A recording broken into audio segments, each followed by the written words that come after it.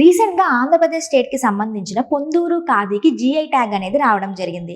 ఈ పొందూరు ఖాదీని శ్రీకాకుళం డిస్టిక్కి సంబంధించిన పొందూరు విలేజెస్ తయారు చేస్తారు. దీన్నే పట్నూలు అని కూడా అంటారు. దీని యొక్క స్పెషాలిటీ ఏంటి అంటే ప్రీ ఇండిపెండెన్స్ ఎరాలో మహాత్మా గాంధీ గారు తన న్యూస్ పేపర్ అయిన యంగ్ ఇండియా న్యూస్ పేపర్లో ఈ పొందూరు ఖాదీని మెన్షన్ చేశారు.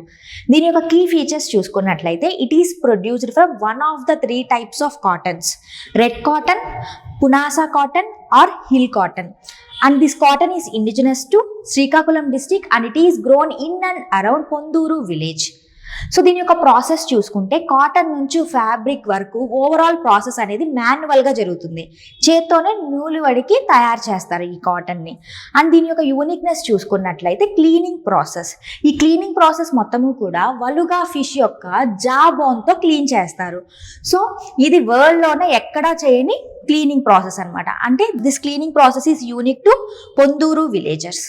సో దీని యొక్క స్పిన్నింగ్ కూడా యూనిక్గా ఉంటుంది. స్టిల్ వీళ్ళు ఇప్పటికీ సింగిల్ స్పిన్ చెరకాని యూజ్ చేస్తున్నారు.